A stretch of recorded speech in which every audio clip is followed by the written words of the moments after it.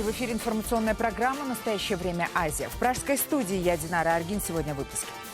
Пятая колонна. Президент Казахстана нашел среди министров правительства вредителей и пообещал бороться с предателями во власти. Где сидит пятая колонна внутри правительства? Мы говорим одно, принимаем решение, делается по-другому. Угроза соцсетей. В Кыргызстане милиция проводит экстренные мероприятия по предотвращению самоубийств среди подростков. Всему виной так называемые группы смерти. Мы очень переживаем за своих детей. У нас были собрания, на которых провели разъяснительные работы. Мы будем теперь внимательнее к детям. Под перекрестным арт-огнем ситуация в украинской Авдеевке обостряется. ОБСЕ заявляет об угрозе гуманитарной катастрофы. Так просто, что говорят, что берите, собирайте шмотки и валите. И все. А куда ехать? Что нас ждет?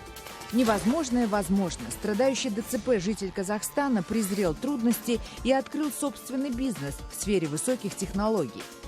В управлении выдали коляску. Когда мы начали собирать ее дома, он сказал: «Мама, я не буду в ней сидеть. Если я сяду, просижу всю жизнь». Наличие пятой колонны заподозрил в рядах правительства Казахстана президент Нурсултан Назарбаев. Он назвал чиновников-коррупционеров предателями и пригрозил акционерам банков разоблачением за попытки вмешательства в работу главы Нацбанка. Скрытым рэкетом лидер нации назвал намеренно усложненный налоговый кодекс. Именно по этой причине бизнесмены вдруг становятся фигурантами уголовных дел. Назарбаев предложил добровольно уйти тем министрам, которые боятся брать на себя ответственность за принимаемые решения. Как президент Казахстана отчитывал свой кабинет министров в материале Айнур Коскиной. Ежегодное расширенное заседание правительства с участием президента традиционно проходило в резиденции президента Аккурде. Однако сегодня впервые за несколько лет в здании Дома правительства. Впрочем, и само нынешнее заседание было полно сюрпризов. Сначала Нурсултан Назарбаев пригрозил акционерам банков разоблачением за попытки вмешательства в работу главы Нацбанка. После громкого ареста руководства Единого накопительного пенсионного фонда, который находится в ведомстве финрегулятора, в прессе появилась информация о задержании главы Национального банка Данияра Акишева. Президент связал нападки с тем, что молодой управленец пытается навести порядок среди банков второго уровня. Это делают акционеры и спонсоры, которых вот здесь сидят, в этом зале некоторые. Никого не бойся. Никого.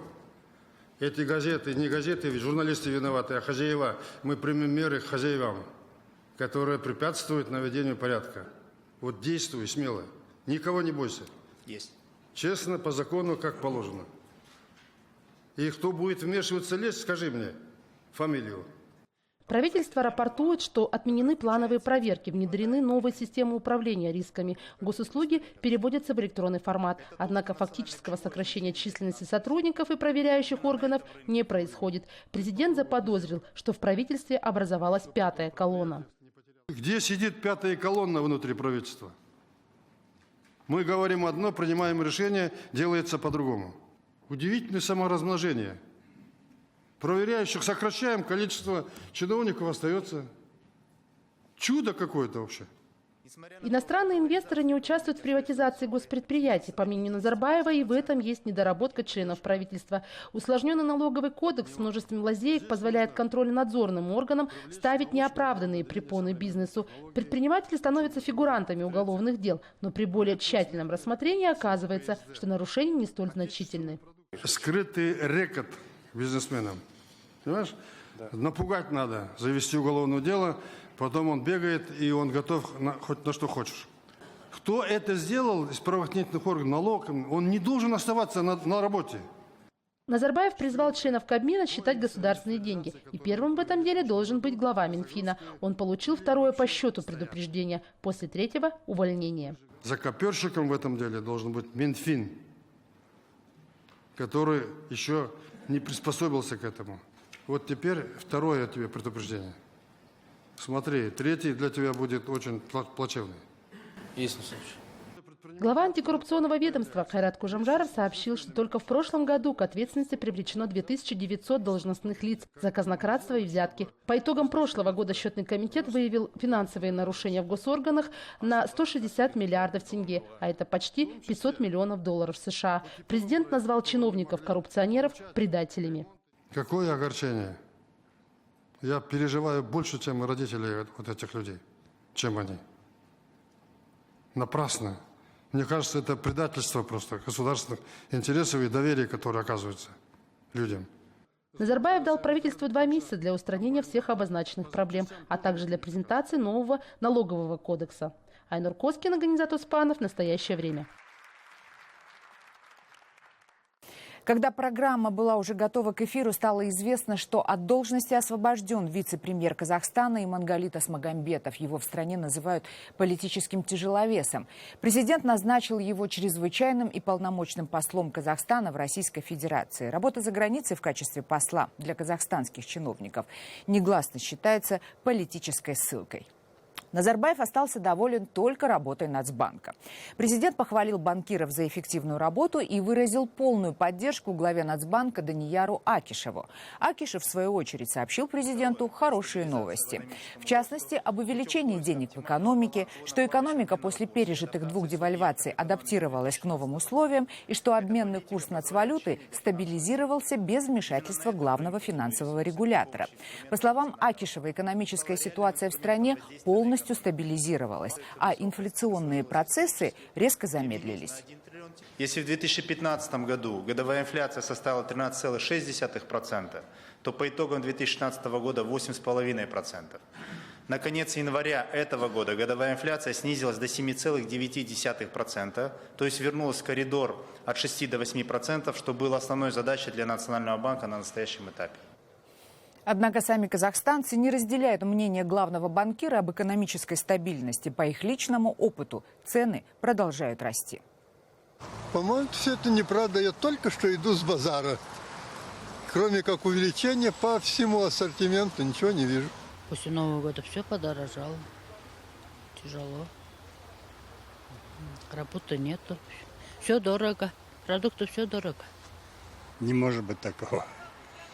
Я хожу в неделю раз на базар, и это вижу. Вот сегодня морковь по 200, а на той неделе была по 150. Теперь творог я покупала через неделю туда, где-то 20 дней тому назад была за 800. Потом я вот купила на той неделе за 1000, сейчас 1200 творог. Вы понимаете? Поэтому вообще я уже ночами плохо сплю, честное слово. Ну, цены не остановились, цены большие. Все дорого в магазине. Ну, продолжает расти? Продолжает, да, продолжает. Даже хлебные изделия. Даже ощутимо. Знаете, уже мы так привыкли, что это уже привычка. Мы уже привыкли ко всему. Цены растут. Коммунальные услуги растет. Все растет. Врет. Рост цен есть, был и будет, я так думаю. Генеральная прокуратура Таджикистана подвела итоги прошлого года. Одним из заявлений стало прекращение уголовного дела в отношении сына первого вице-премьера республики. Фарамуз Саидов стал виновником лобового столкновения 2 автомобилей. В аварии погибли 2 человека. Сам Саидов был госпитализирован. По словам сотрудников прокуратуры, авария произошла из-за заводской неисправности автомобиля, то есть человеческий фактор отсутствует, что и стало причиной закрытия уголовного дела. Также прекращено дело об избиении сотрудниками милиции корреспондента еженедельной газеты «Фараж Доро». Представители прокуратуры заявили, что виновные по данному факту найдены не были. По факту всех сотрудников милиции, которых мы привели на опознание и выстроили перед ним, никого он опознать не смог. Более того, 9 человек, свидетелей на месте происшествия, жителей города Душанбе, они факт избиения не подтвердили. Исходя из этого, прокуратура города Душанбе из-за отсутствия за милиционерами факта преступления закрыла дело. На пресс-конференции также сообщили, что по инициативе генпрокурора страны начались проверки деятельности 4 банков, которые в прошлом году не смогли погасить задолженности перед своими вкладчиками и партнерами из-за неправильного управления активами. Созданы надзорные группы, которые займутся не только проверками, но и надзором за возвратом средств населению. В Генеральной прокуратуре также отмечают, что с каждым годом уменьшается количество обращений и жалоб от граждан по применению к ним пыток со стороны сотрудников правоохранительных органов и силовых структур. Якобы это происходит благодаря работе прокуратуры по предупреждению таких преступлений. В последние годы сильно уменьшилось количество фактов применения пыток. Если будем говорить по цифрам, в 2016 году всего было зарегистрировано 17 случаев пыток и обращений в прокуратуру. В 2015 году их было 21. Если брать год за годом, количество таких фактов постепенно сокращается. Однако независимые эксперты и правозащитники считают, что люди перестали жаловаться только потому, что боятся мести милиционеров. В кыргызской столице закрасили изображение белук на фасаде одного из домов. Власти города решили, что киты могут ассоциироваться у детей с группами смерти, которые называются «Море китов» и «Тихий дом». Об их появлении в кыргызских соцсетях сообщили местные СМИ. Как защитить детей от суицида, теперь решают даже в парламенте. В опасном тренде разбиралась Дибек Бегалиева. Такие презентации сейчас устраивают в каждой бишкекской школе. Детям рассказывают о том, почему нельзя играть в опасную интернет-игру, их родителям, как распознать, что ребенок вступил в так называемую группу смерти. Тревожные признаки, хэштеги в соцсетях. «Море китов», «Тихий дом» или «Разбуди меня в 4:20». Именно в это время, через 50 дней после начала, по условиям игры, участнику приходит задание совершить самоубийство. Мы очень переживаем за своих детей. У нас были собрания, на которых провели разъяснительные работы. Мы будем теперь внимательнее к детям. На собрании накануне, рассказывает Нургуль, пришло рекордное количество родителей. Теперь с каждым учеником по отдельности проводят работу педагоги. Наш учитель по информатике при учениках начал смотреть, но они коды их не сказали свои, он начал, просмотрел. Действительно, на высотках мы увидели плачущих, печальных. В других школах, рассказывает главный редактор одного из информационных сайтов, детей и вовсе проверяют милиционеры. Вся паника началась с публикации в двух СМИ, одну из которых опубликовала, скажем так, новость об этом вечером, второе в ночь на 31-е. И потом все остальные СМИ это подхватили и начали писать новости, не совсем разобравшись в ситуации. В первой публикации речь шла о том, что подростковые группы смерти, действовавшие в России, появились и в Кыргызстане. Ни одного факта суицида по этой причине в статье приведено не было. Публикация все равно разошлась по сотням страниц интернет-пользователей. Неудивительно, что случившееся в ту ночь самоубийство подростков в Бишкеке моментально связали с игрой. После журналистов эту тему с удовольствием, точнее с ужасом, подхватила общественность. Социальные сети растиражировали это. После этого пошла волна перепостов в мессенджерах и так далее. Мессенджерами пользуются чиновники, в том числе.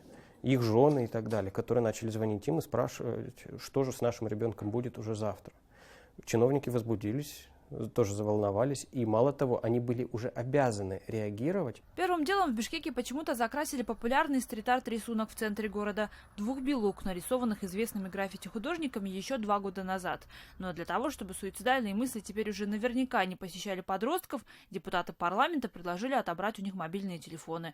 Несмотря на то, что на момент подготовки сюжета ни одного подтвержденного случая самоубийства участника группы смерти в Кыргызстане не было. Та паника, которая сейчас идет, она напоминает мне те же самые панические, допустим, сообщения, которые бывали в мессенджерах или в соцсетях про отравленные бананы, про кровавые бананы, про отравленные мандарины, которых кто-то там отравил СПИДом, или там, то, что я уже шутил, генно-модифицированную минеральную воду и так далее. То есть вот такие вот байки, которые распространяются чаще всего из-за незнания абсолютного темы предмета. Такие группы смерти, со слов директора 82-й школы, существуют около года. Об этом она узнала из разговоров с учениками. Из любопытства или по другой причине совсем не детской игрой забавлялись и в ее школе. 4 детей, возможно, участников группы смерти, теперь водят к психологу. О самоубийстве никто из них, говорят, не задумывался. Возможно, школьникам просто не хватало родительского внимания. Как выяснилось, почти у всех из них родители уехали на заработки в Россию. Дибек Бегалиева, Азат Антымаков. Настоящее время. Бишкек, Кыргызстан. Далее в программе. Под перекрестным арт-огнем ситуация в украинской Авдеевке обостряется. ОБСЕ заявляет об угрозе гуманитарной катастрофы. Так просто, что говорят, что берите, собирайте шмотки и валите. И все. А куда ехать? Что нас ждет? Невозможное возможно. Страдающий ДЦП житель Казахстана презрел трудности и открыл собственный бизнес в сфере высоких технологий. В управлении выдали коляску. Когда мы начали собирать ее дома, он сказал: «Мама, я не буду в ней сидеть. Если я сяду, просижу всю жизнь». На Донбассе зафиксирована максимальная интенсивность ведения огня по украинским позициям за последний год. Об этом заявил секретарь Совета национальной безопасности Украины Александр Турчинов. По официальной информации, за период обострения конфликта в городе Авдеевка, начиная с 29 января, вооруженные силы Украины потеряли 10 бойцов, еще 66 военнослужащих были ранены. Отже, вчора активність противника знову збільшилася. Вчера активность противника снова усилилась. Впервые 14 апреля 2016 года количество вражеских обстрелов достигло отметки 100. Противник задействовал дополнительные артиллерийские резервы. Наиболее страдают прифронтовые города Авдеевка, Красногоровка, Марьинка. Эти кадры были сделаны в Авдеевке ночью. Там сейчас находится наш корреспондент. Вчера около 9 вечера город обстреляли из крупнокалиберной артиллерии. Вы видите, как карета скорой помощи забирает раненого военнослужащего. Держись, держись, боец! Давай, брат! Держись! Фельдшер, скорость, сюда подойдите! Сейчас, 2 человека. Сумка твоя! Где сумка моя? Вот. Как сообщает наш корреспондент, погиб один местный житель и спасатель. Еще один спасатель получил ранение во время патрулирования. Также в Авдеевке ранены одна местная жительница и фотокорреспондент из Британии. Он находился в здании во время обстрела вместе со своим переводчиком. Из Авдеевки его эвакуировали в тот же вечер. Ночевали здесь, и примерно с 9:30 сепаратисты начали обстреливать мирные районы Авдеевки. Прилетало по жилым домам, возникали пожары. Вот в пятиэтажке рядом здесь загорелся дом, погибли МЧСники, которые дежурили возле школы, где собирают гуманитарную помощь. Также попадало по другим жилым домам. В ОБСЕ заявили о потенциальной угрозе гуманитарной экологической катастрофы в районе Авдеевки. Заместитель главы украинской миссии организации Александр Хук рассказал о перебоях в работе фильтрационной станции в Ясиноватой и выразил опасения, что ситуация может ухудшиться, если в резервуары с хлором попадет снаряд. О том, как люди пытаются выжить в самой Авдеевке, далее в материале. Интенсивность обстрелов на востоке Украины за последние 2 дня значительно снизилась. Однако условия в пострадавших районах остаются сложными.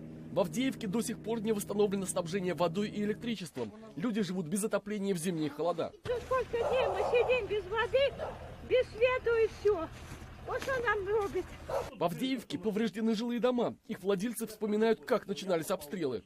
Рвануло все, это все полетело мне на постель. Я там спал на диване, на кровати ночной. А тут рядом фонарик, на стуле фонарик. Я фонарик взял. Ё-моё, там дырка сумасшедшая. Ну, я поднялся, все целое, все на месте. Я целый, ноги, руки целые. Думаю, что-то где-то трещит. Я открываю дверь и смотрю, соседа гараж горит. Украинские власти ранее заявляли о планах по эвакуации Авдеевки в случае, если положение ухудшится. Однако, по словам местных жителей, никто не предлагал им организованно покинуть населенный пункт. Так просто, что говорят, что берите, собирайте шмотки и типа, валите. И все. А куда ехать? Кто нас ждет? В ходе последнего обострения конфликта погибли 13 украинских военнослужащих, около 30 получили ранения. Сепаратисты также сообщили о понесенных потерях, однако точных цифр не назвали. Новое противостояние повторно привлекло международное внимание к ситуации на востоке Украины. НАТО и Евросоюз призвали Россию воспользоваться своим влиянием на повстанцев для прекращения насилия. Президент Беларуси дал большую пресс-конференцию для белорусских и иностранных журналистов и политологов. В частности, Александр Лукашенко охарактеризовал нынешние отношения России и Беларуси. Как он заявил, в Москве есть те, чья позиция по Беларуси расходится с позицией Владимира Путина. Да, против терроризма надо бороться. Но если взять Беларусь и Россию, кто террористически более опасен? Вопрос риторический. Но мы же никогда не закрыли границу. И когда шла война на Кавказе, а меня все время толкали к тому, война идет, уж понимаете, к нам может быть это то. Я границу не закрывал. И когда с Кавказа люди хлынули в Польшу, помните, поляки их позвали, они туда приехали, чеченцы там и другие, они их выкинули на нашу территорию, целый состав, 1000 человек. Мы их обогрели, мы их приняли, разместили, накормили, помыли в Бресте. Они там рожали, моим именем называли детей. Хотя Лукашенко традиционно и говорил о братских отношениях с Россией, досталось главе ФСБ. Александра Бортникова президент призвал отменить приказ о создании пограничной зоны на границе с Беларусью. Цитата. «Один какой-то министр, пусть даже ФСБшник, одним росчерком пера поставил крест на всех договоренностях». Также Лукашенко потребовал возбудить уголовное дело против главы Россельхознадзора Сергея Данкверта за нанесение ущерба государству. Когда он у вас побудет в следственном изоляторе, тогда он будет давать себе отчет, что он творит. Я скажу главное. Первое. Все эти данкверты, люди заинтересованные. У каждого огромные латифундии. Они сами являются производителями того или иного продукта. В сельхознадзоре ответили, что работают в соответствии с законом. Напомним, Данкверт уже давно называет белорусских партнеров недобросовестными, так как Минск заметно нарастил импорт продуктов в Россию после введения эмбарго против ЕС и Украины. Потом были другие заявления. Необходимости в создании в Беларуси российской авиабазы нет. Выход Беларуси из союзного государства и Евразес вымысел. Декрет о тунеядцах со временем может быть отменен.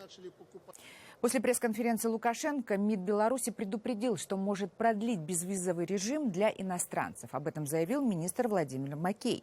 В январе Беларусь объявила о введении безвизового въезда для граждан 80 стран, которые прибывают в страну на срок не более 5 дней. Официально Москва такое решение ранее назвала внутренним делом Беларуси. Житель Тараза Азат Бердыкулов сумел получить образование и открыл свое дело, несмотря на ограниченные физические возможности. Юноша с диагнозом ДЦП, сделавший первые шаги только в 13-летнем возрасте, теперь занимается ремонтом компьютерной техники. Репортаж наших казахских коллег из радио Азаттық. Диагноз «детский церебральный паралич» не мешает Азату учиться и самосовершенствоваться. Он записался на курсы через интернет и посещал лекции онлайн. В Алматы он приехал впервые не ради лечения, а за дипломом и для знакомства с людьми, с которыми он подружился в интернете. Он отправил нам свое фото, подписав: «Вы каждое воскресенье ходите в горы, а я езжу на велосипеде 8-9 километров». О диагнозе ДЦП родители Азата узнали, когда ему исполнилось 2 года. Он ни дня не учился в школе, получал образование на дому. Окончил школу на отлично, но из-за проблем со здоровьем его не допустили к тестированию. Заочно обучился на юриста, окончил курсы по ремонту компьютерной техники. Первые самостоятельные шаги Азат сделал в 13-летнем возрасте. В управлении выдали коляску. Когда мы начали собирать ее дома, он сказал: «Мама, я не буду в ней сидеть. Если я сяду, просижу всю жизнь». Мы выкинули ее на улицу. Мы не думали, что он начнет зарабатывать. Азат стремится набраться опыта в IT-сфере, изучает последние новинки, совершенствует свои навыки. Есть планы по открытию сервис-центра по ремонту компьютеров, ноутбуков в городе Тараза. Мы уже договорились, подготовили угол в одном здании. Даст Аллах, в феврале начнем. Сам Азат говорит, что сумел добиться первой своей цели благодаря терпению и упорству. Теперь он думает над открытием благотворительного фонда для людей с ограниченными возможностями в Жамбылской области. И еще мечтает создать свою семью и заботиться о ней. Нургуль Тапаева, Санат Нурбеков, Азаттық ТВ. Это были все новости, о которых мы хотели вам рассказать. Читайте нас в социальных сетях и смотрите на сайте karenTime.tv. Мы благодарим вас за внимание и прощаемся до следующей недели. Хороших вам выходных.